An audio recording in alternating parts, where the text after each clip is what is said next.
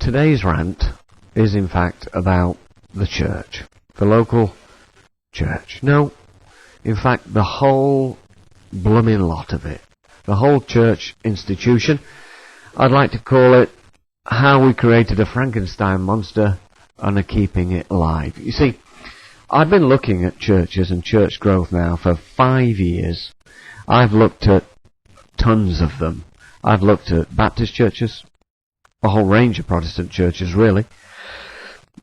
In fact, only Protestant churches. I've not looked at Roman Catholicism at all. But just a whole bunch of churches within the Protestant side of Christendom. I've lifted up the carpet. I've looked round the back. I've been in little churches, big churches, mega churches. I've been behind the scenes. I've been chatting privately in coffee shops. I've been finding out the whole deal about what's going on here. It's not a pretty picture. Listen, what I've been able to do is kind of filter the whole thing down, probably to, I don't know, I would say less than 2 handfuls of information. And here it is. Really, what the church is interested in doing is getting enough money, materials, manpower, and momentum. Let me repeat that. Money, materials, manpower, and momentum to get the job done. What's the job done? Well, to get the job done, it's to produce after its kind, to produce the same old guff. And that same old guff is a chief executive model with a senior pastor at the top, a supporting pastoral staff, and a willing congregation.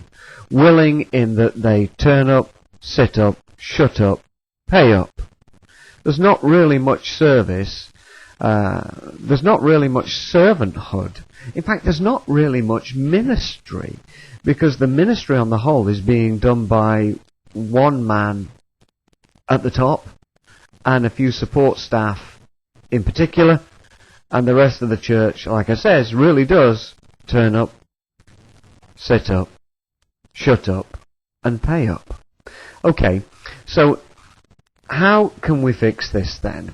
Well, you've probably spotted, if you've watched any kind of television evangelism, if you've been to any large Frankenstein monster, it becomes a self-servicing machine. Like I say, they're after money, materials, manpower to create momentum to produce more of the same.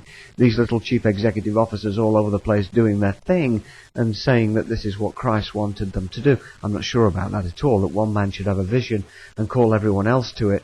I think that the apostles, prophets, evangelists, pastors and teachers are there to release the people of God into works of ministry. And what are those works of ministry? Well, we don't really know, do we really? Because it's only the senior pastor and pastoral staff that appear to be doing it.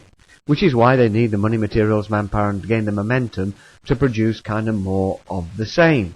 And of course, to support that, we've created seminaries and large institutions that are churning out, how can I put this? Churning out younger people. We seem to forget that the word elder usually means older. Nevertheless, we're churning out a whole load of younger people, as it were, that's got the bit between their teeth to reproduce the same. And the mentors that we're giving them are those of the larger churches who have got the money, materials, manpower, and momentum, and have their people turn up, sit up, shut up, and pay up to produce the same.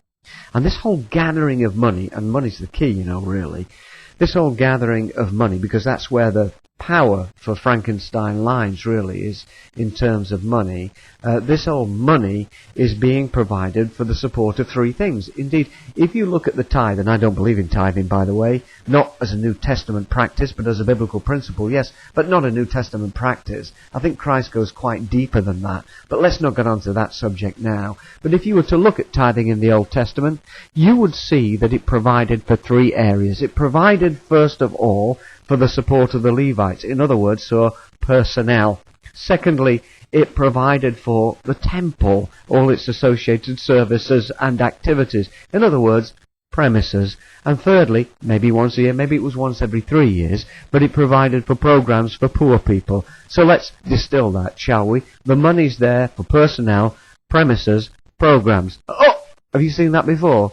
Every little chief executive institution that we've got there, or big chief executive institution, needs money, materials, manpower, to gain or maintain momentum to do the same kind of stuff. That's gather a lot of people to turn up, sit up, shut up, and especially pay up so that they can pay money to support primarily personnel, secondly, premises, thirdly, programs. I just don't see that in the New Testament at all. I mean, not even a little bit.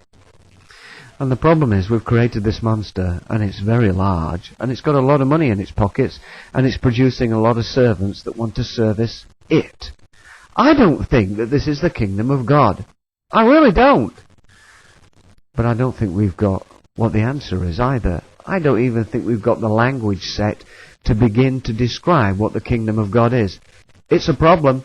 I know it, and we best start talking. God bless you.